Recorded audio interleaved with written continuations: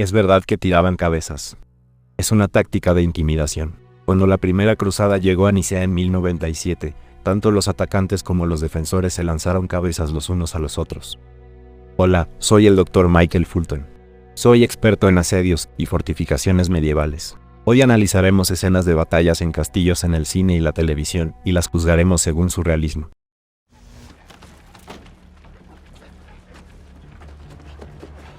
Escabullirse en un castillo o en una ciudad es algo realista, es algo que se puede hacer. Y hay varias formas de hacerlo, ya sea disfrazado de alguien más o escondido dentro de algo. Como que corre hacia el borde y le dice que deje de hacer eso. Bueno, hay un fenómeno tradicional llamado vigilancia del castillo, que se basa en vigilar y asegurar que nadie se cuele en el castillo. Pero lo que estás haciendo es defender al castillo de un gran ejército. Porque es muy difícil tomar un castillo a menos que tengas un gran ejército. Es difícil colarse en un castillo. Si vienes con un ejército, la gente lo verá acercarse.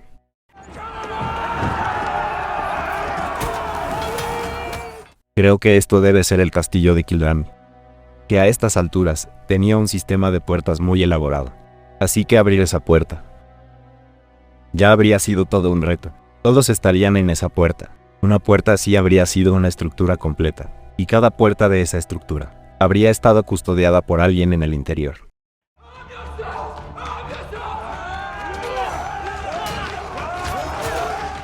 La idea de que este pequeño grupo de personas intente atacar a este otro grupo que está en el gran salón no me parece realista, porque un castillo de este tamaño va a tener muchos más defensores. Y tendrías que derrotar a todos. Así que la prioridad realmente sería tomar las partes estratégicas del castillo. Y el gran salón no es una de ellas. Dormir en el suelo, en el gran salón, era algo que se solía hacer. Aunque a esta altura de la historia ya empieza a pasar de moda. Pero si piensas en épocas anteriores, como el siglo XI o XII, los criados del rey o los criados de los señores, estas personas de alto rango, hacían fiestas y bebían mucho, y luego se dormían en el suelo ahí mismo. Seguro habría armas por ahí. Bueno, realmente no es necesario ponerse la armadura para defender un castillo como este. Eso es mucho más útil en una batalla a campo abierto. Así que le daré un 2 como para ser generoso. Esas cortinas eran muy importantes porque detenían las flechas. El foso o la zanja es el elemento de fortificación más básico y rudimentario. Además de algún tipo de muro que podría usarse. Se supone que este es el castillo de Shala, y se encuentra sobre una colina, así que me parece que la zanja no es necesaria aquí. Pero si se pareciera a esto que vemos en la película, con el suelo agradable y llano, entonces sí tendrías una zanja, porque es algo muy fácil de hacer. Se esfuerzan mucho en colgar esas bombas incendiarias en la puerta. No entiendo por qué no las colocan en la parte inferior de la puerta.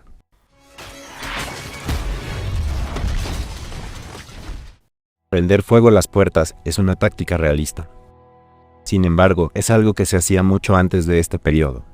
Si tuvieras bombas incendiarias durante este periodo, el fuego se vería como fuego hecho con alquitrán, y no como fuego hecho con gasolina, porque a la gasolina hay que refinarla. El rastrillo ha desaparecido por alguna razón.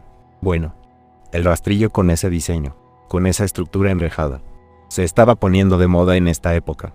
Los materiales que se solían usar para construir el rastrillo era madera revestida de metal o enchapada, o una estructura completamente de metal. Ambas opciones eran comunes, y el objetivo es que esté abierto, para que puedas meter cosas a través de él si quieres. Y si es de metal, eso significa que no puedes prenderlo fuego, lo cual es muy importante en esta escena, ¿no? Entonces, tradicionalmente la puerta es la parte más débil de una fortificación, porque es un agujero. Así que debes reforzar ese agujero, para asegurarte de que no es un punto de debilidad o vulnerabilidad.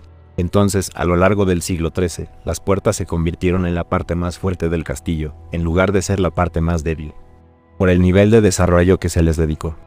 Por lo tanto, acercarse a una puerta, intentar prenderla a fuego, usar un ariete. Teniendo en cuenta que han tenido mucho tiempo para pensar en este tipo de tácticas de asedio y para desarrollar fortificaciones. Parece un poco anacrónico. Es decir, las tácticas de asedio están un poco desfasadas en esta representación. Digamos que es un buen intento, pero no han dado lo mejor que tenían. así que le daré un 5.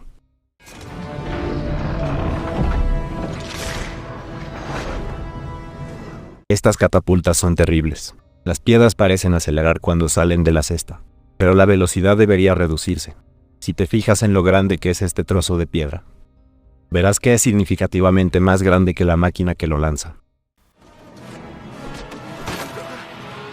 Es verdad que tiraban cabezas. Es una característica de la guerra psicológica. Es una táctica de intimidación. Cuando la primera cruzada llegó a Nicea en 1097, tanto los atacantes como los defensores se lanzaron cabezas los unos a los otros. Esto se producía con más frecuencia cuando se enfrentaban grupos de diferentes culturas.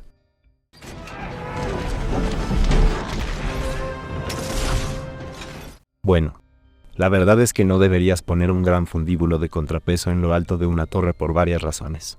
En primer lugar, es pesado, así que la torre tiene que ser capaz de soportar el peso de la máquina. Sí, ganarías más alcance, pero ese alcance horizontal es en realidad menor que la altura vertical a la que has elevado la máquina. Si la colocas en el suelo, detrás de la torre, no tendrás que preocuparte porque la torre soporte la máquina y las cargas. Y además, de esta forma puedes usar la pared como escudo para protegerla de las máquinas del enemigo, que seguramente estén tratando de romper la tuya. En Hollywood, parece que tienen el deseo o la necesidad de hacer estas máquinas realmente grandes e impresionantes.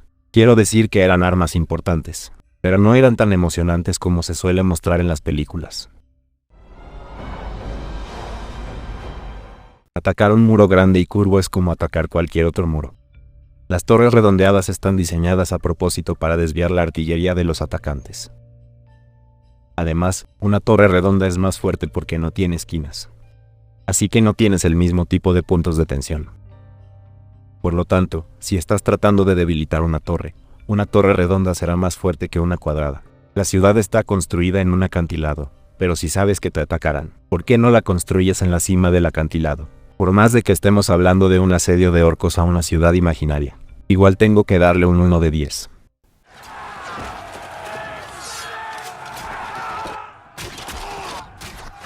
Pueden producirse ataques nocturnos. No hay nada que diga o demuestre lo contrario. ¿Están intentando atravesar una puerta? Hay 3 maneras de lidiar con un muro. Puedes pasar por encima, en cuyo caso se utilizan escaleras, torres de asedio o cosas así. Puedes pasar por debajo, lo que no es una gran estrategia, porque si haces un túnel por debajo del muro, los miembros de tu ejército emergerían del otro lado uno por uno. O puedes atravesarlo, y la mejor forma de hacerlo es minarlo.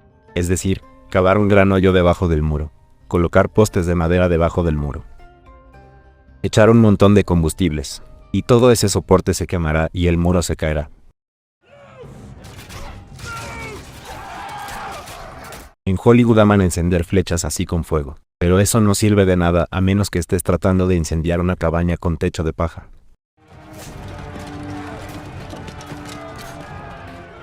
Bueno, vemos que llegan hasta la base del muro, y ese es un lugar seguro, ya que para los arqueros es difícil disparar flechas desde arriba, pero podrían lanzar piedras sobre ellos, lo que sería más económico, es decir, si se tiene en cuenta que cada flecha se hace a mano. Se puede decir que la creación de una flecha es un proceso largo, así que cuando lanzan todas esas flechas y las disparan tan rápido como pueden no están siendo muy eficientes. Pero si dejaras caer una piedra sobre ellos, los detendrías con facilidad. Los defensores salen por la puerta y tratan de atacar a los asediadores, lo cual es muy común. Pero la pregunta es ¿por qué lo hacen? Porque solo lo harías si lo necesitaras de verdad. En primer lugar, los atacantes no tenían la cantidad de gente necesaria para superar a la defensa. En la época medieval, el liderazgo está directamente ligado al rendimiento y a la destreza militar. Por lo tanto, el comandante tiene que ser consciente de lo que está ocurriendo, porque es una especie de figura guerrera y todos los reyes militares de la época lo eran. Así que, tener a alguien encima del muro organizando las cosas es algo que definitivamente podría haber ocurrido, pero no entiendo muy bien cuál es el objetivo una vez que lleguen a la base de este muro. Entonces, creo que le daré un 3 de 10.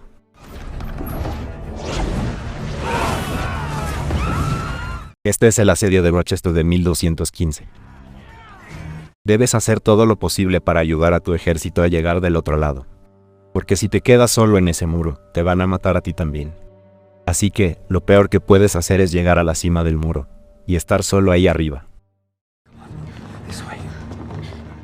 Rara vez verás mujeres ocupando un papel directo en la lucha, pero con mucha frecuencia se puede ver una gran cantidad de ejemplos de mujeres que le llevan armas y suministros a la gente que está luchando. Sobre todo, llevan agua y comida. Así que este tipo de personas tiene un papel que desempeñar. Y la iglesia es un lugar muy lógico para refugiarse si no participaban en la lucha. En esta época, la importancia o la centralidad de Dios en un conflicto como este habría sido enorme.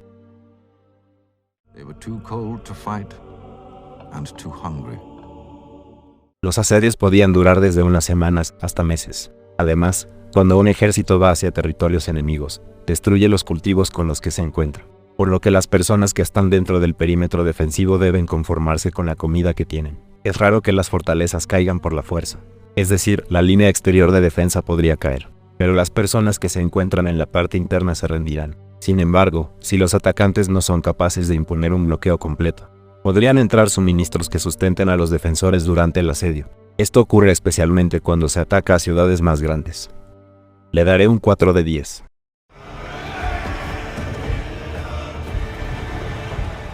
París no lucía así en ese momento.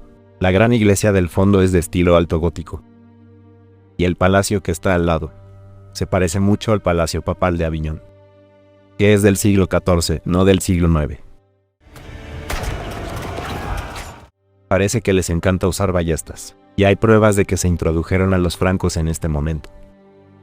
Bueno, hay tipos en esas almenas que vemos ahí. Las almenas son los espacios entre los prismas, los dientes del muro, y podría decirse que comenzaron a usarse aproximadamente en este momento. Bien, las estructuras como esta, que están usando para refugiarse, son muy importantes. Esta es una forma segura de llegar a la base de las murallas de la ciudad. Por lo general, y sobre todo en periodos posteriores, se utilizan para minar los muros de la ciudad. Así que es un medio para llegar hasta el muro, y luego tratar de cavar un agujero. ¿Qué tan fuerte es esta puerta? Porque parecen solo tablones. Los caballos son importantes. La importancia de los guerreros a caballo creció a lo largo de este periodo. Sin embargo, en un asedio, los caballos no suelen ser muy útiles, porque hay que alimentarlos y generan residuos de los que hay que ocuparse.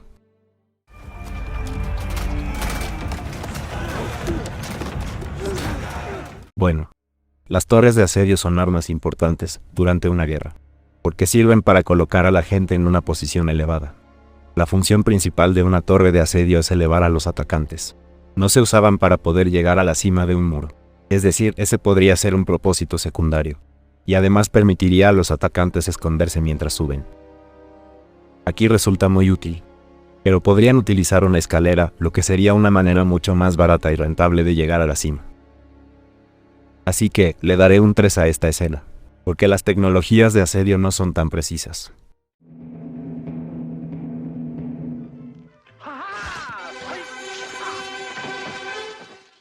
No sería raro que las puertas del castillo estén abiertas, si solo estuvieras vigilando la puerta contra cualquier tipo de rebeldes.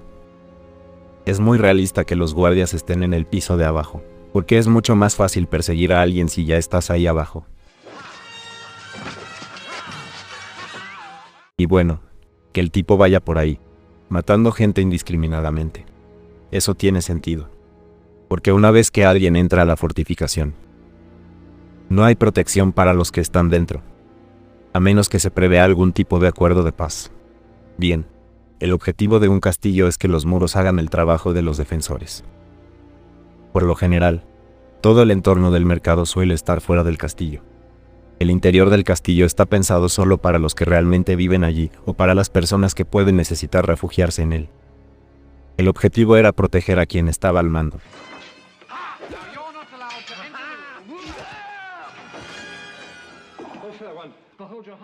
Bueno, veamos. En la mayoría de los casos, no se alaba a una persona que captura un castillo o alguna otra fortificación en solitario. Lo más frecuente es que se elogia a los individuos por su conducta. Por ejemplo, a la primera persona que pone un pie en el muro de un defensor. Así que si eres el primero en la escalera o el primero en la torre de asedio, por lo general recibirías una mención especial. Pero para tomar un castillo de la forma en la que nos lo imaginamos, Se necesita una fuerza de al menos 100 personas, o tal vez miles de personas. Realmente no sé qué decir sobre esto.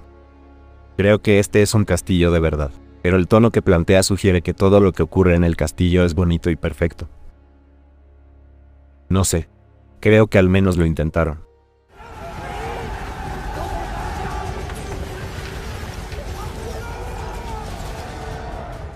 El hecho de lanzar flechas a la distancia no es una táctica eficaz de asedio ni de contraasedio. Si miras a los arqueros, verás que sacan una flecha, la encajan, la tensan y luego la mantienen un rato. Y luego disparan todas las flechas a la vez. Esto está inspirado en tácticas posteriores con mosquetes, en las que había filas de mosqueteros disparando al mismo tiempo. Entonces, debes esperar a que los atacantes se acerquen para disparar, como lo harías con un mosquete. Bueno, vemos que apoyan la escalera contra el muro. En realidad estas escaleras deberían ser resistentes y reutilizables. Esta habría sido una táctica difícil, pero es creíble. Y la forma más fácil de tratar de asegurarse de que la escalera no se utilice es romperla de alguna manera, lo cual es un poco difícil dados los ángulos involucrados. O tomar un palo largo y tratar de empujar la escalera hasta que pase los 90 grados y se caiga hacia el otro lado. Eso es muy realista. Bueno, hay algunos registros de máquinas como estas que estamos viendo aquí, que, de alguna manera, sostendrían algo pesado y que dé miedo sobre el muro, para luego lanzarlo sobre los atacantes que intenten subir. Por lo general, se colocan contra una torre de asedio o algo un poco más impresionante, porque si solo tienes que defenderte de unos tipos que suben por una escalera, podrías simplemente tirarles unas piedras. Por lo general se asocia a este tipo de máquinas con los marineros, porque, como puedes ver, tienen un mástil y algo que se parece a un astillero, que luego se balanceará por encima del muro. Y si se utilizan los aparejos a los que están acostumbrados los marineros, entonces podrían lanzar algo sobre los atacantes. Las descripciones de estos elementos varían. A veces son anillos en llamas. Otras veces es algo realmente pesado. Y otras veces solo es un tronco con pinchos que se eleva o se lanza sobre la pared. No soy experto en la guerra de Asia Oriental, pero hay algunos elementos buenos en esta película. Obviamente que hay que tener en cuenta que es una película de fantasía. Así que le daré un 4 de 10.